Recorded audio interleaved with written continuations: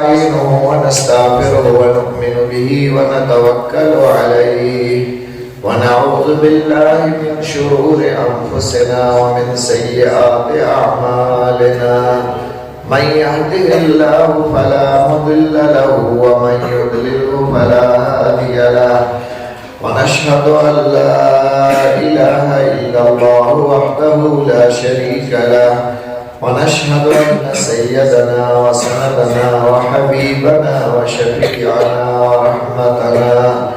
ورحمتنا ومولانا محمدا عبده ورسوله. أما بعد فأعوذ بالله العظيم وبوجهه الكريم وسلطانه القديم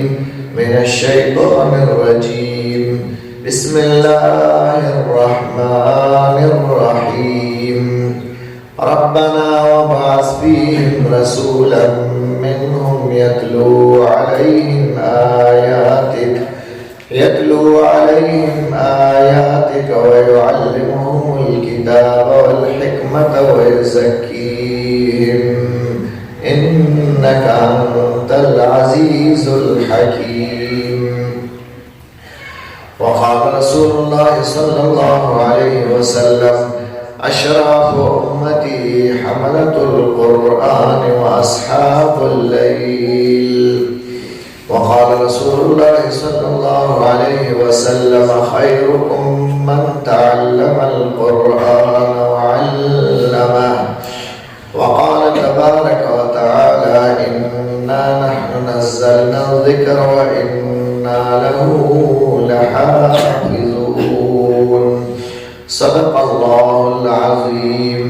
وصدق رسوله النبي الكريم ونحن على ذلك من الشاهدين والشاكرين. إن الله وملائكته يصلون على النبي يا أيها الذين آمنوا صلوا عليه وسلموا تسليما. اللهم صل على سيدنا ونبينا محمد وعلى آل سيدنا وأصحاب سيدنا محمد وبارك وسلم. زمان ډیرو ګرانو قدرمندو علماء کرام او د دې علاقې سره تعلق لرونکو مخلصینو پښتنو په دین باندې مین ورونو او د مسجد او مدرسې کې سبق ویونکو ماشومان نیکانو صلحاو السلام علیکم ورحمۃ اللہ وبرکاتہ. ګران عزتمنو محترمو، تاسو ته مفتي فیاض امین صاحب ماشاءالله ښکلې خبرې وکړې. الله دې موږ له په دې خبرو د عمل کولو توفیق راکړي. عزتمنو محترمو،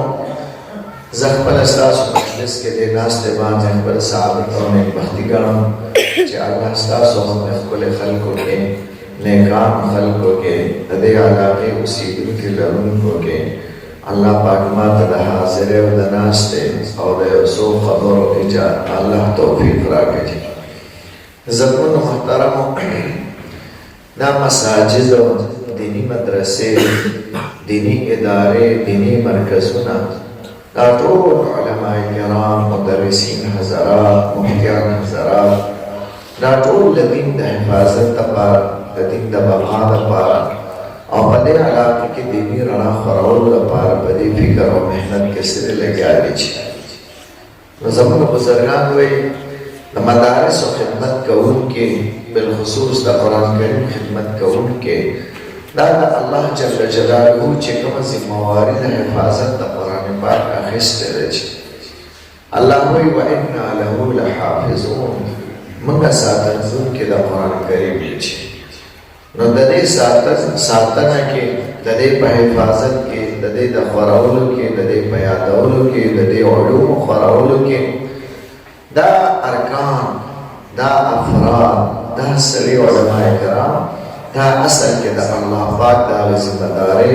اوچتولو دوی سره ذمه اخیسته په سر باندې.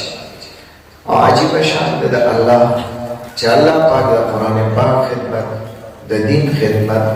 دا د خانانو نه، نوابانو نه، اربابانو نه، لیډرانو نه یا وزیرانو نه الله پاک نه اخلي شي. دا الله پاک د عامو مسلمانانو نه بالخصوص د غریبانانو نه چې چا دین سره مینه ده، دین سره محبت دی، مسجدونو آبادولو سره مینه لري، مدارسو سره امدادونه کوي، تعاون کوي او خپل بچي د ادارو ته رالېږي، مساجدو ته رالېږي. الله پاک د عام مسلمانانو نه د قرآن پاک د حفاظت دا کار اخلي. نو دا د الله پاک خوښ، د الله پاک د طرفه منتخب دا افراد، دا ارکان د حفاظت، دا سرکاري اعلان د الله دی چې الله ویلي وإنا له لحافظون. نو په دې ملک کې درې قسمه خلک اوسېږي. یو قسم خلک هغه دي چې هغه د وزیرانو یا د ډېرو مالدارو خلکو بال بچي دي. نو هغوی بچو باندې دنیاوي تعلیم چې کوي نو عام ادارو ته هغوی نه لیږي. هغه ادارو کې د هغه مالدارو خلکو، وزیرانو، اربابانو، نوابانو، هغه ادارو کې هغوی سبقونه وایي، تعلیمونه حاصلوي چې هغوی کله فارغ شي د دې ملک واک او اختیار به یې په لاس کې ونیسي. نو هغوی د دې ملک وزیر اعظم، د دې ملک صدر، گورنران او وزیر اعلی داسې لویې عهدو په خیال باندې هغوی د دنیا په اعتبار سره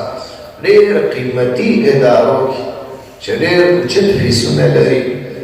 او ډېر هلته کې خوارې کېږي، د هغوی جامې، د هغوی ژبه، هر څه د عام مسلمانانو نه جدا وي چې نه هغې ادارو ته تعلیم لپاره لیږي چې بهر یې تعلیم ته ولیږي، دلته قیمتي ادارو ته ولیږي. نه هغوی چې بیا فارغ شي نه هغوی زموږ د ملک نظام او حکومتونه سره چلوي.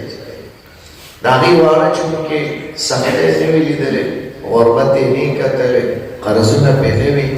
هېڅ څه تکلیفونه یې نه کتلی چې نو هغوی د عام مسلمانانو دردونه او تکلیفونه نشي برداشت کولی، نه ورته معلوم وي، نه دا پروا لري چې او دا هغوی نوکرو، مزدورو، محنتونو پسې ګرځي. یو قسم داسې خلک دی چې دویم قسم خلک هغه دي زموږ بزرګان وایي چې هغوی هم متوسطې طبقې سره تعلق ساتي. دا خلک بالعموم واړو باندې تعلیم کوي، سرکاري سکولونو کې به سبقونه وایي یا ډېر معمولي فیس ورکولو سکولونو کې به سبق وایي. دې دپاره د تعلیم کوي چې هر سبا لوی شي چې دی ما نه څه یو څو روپۍ وګټي، پیسې وګټي، زموږ د کور خرچه برداشت کړي او بیا چې هغوی فارغ شي نوکرو پسې ګرځي، ملازمتونو پسې ګرځي او چېرته دنیا په کار کې ومخلي شي. خو د کور هغه خرچه او ذمهداري به هغوی په اوږو راشي او د عامو خلکو مسلمانانو بچي په دې نیت باندې صحیح تعلیمونه حاصلوي. دا دواړه طبقو خلک بالعموم د دین خدمت نشي کولی او نه کوي چې او نه د الله پاک کار اخلي. دا د الله پاک په نیز باندې هغه اعلی منتخب افراد نه وي چې الله ته صرف ډېر نږدې وي. دریم قسم خلک هغه دي چې اکثر غریبانان دي او په بچو باندې تعلیمونه نشي کولی یا بلې غونډې تعلیم کړي، بیا د دین د مینې او د محبت د وجه د علما کرامو سره نیکانو خلکو په مجلس کې ناستې برکت یا تبلیغ کې وخت ولګوي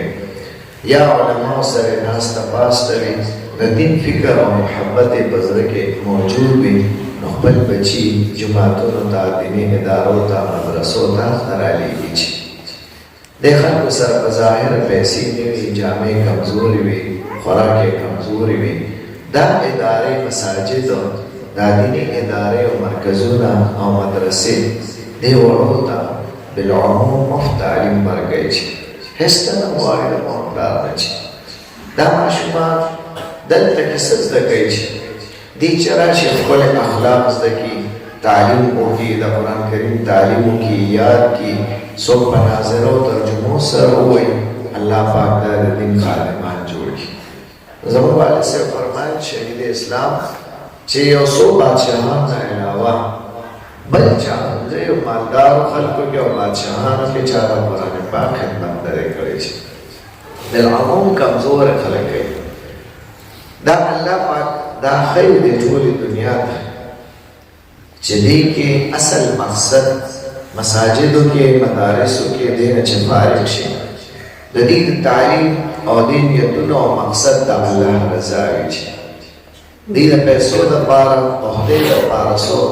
دیني ادارو ته څوک نه راغلي تاسو مونږ غور بالعموم کوم طلبا چې فارغ شي قرآن کریم زده کړي نو دې لویو عهدو پسې منډی نه وایي چې او نه دنیا خلک دوی له لویې عهدې ورکول غواړي چې خدا خوش قسمته خلک دي دا الله پاک ته خوښ خلک دي ځکه جنت ته زیاتره غربا خلک ځي غریبانان خلک به ځي نو چا غواړي چې د مساجدو ته څوک رالیږي مدرسو ته رالیږي علم دپاره رالیږي ادب زده کول دپاره رالیږي هغوی د علم قدر وپېژني شاعري رضینا قسمت الجبار فینا لنا علم وللناس وللجهال معلوم دا الله په تقسیم موږ ډېر خوشحاله یو الحمدلله چې الله پاک یو څو ټکي علم راکړی دی چې الله دې موږ او تاسو ته په دې عمل کولو توفیق رانصیب کړي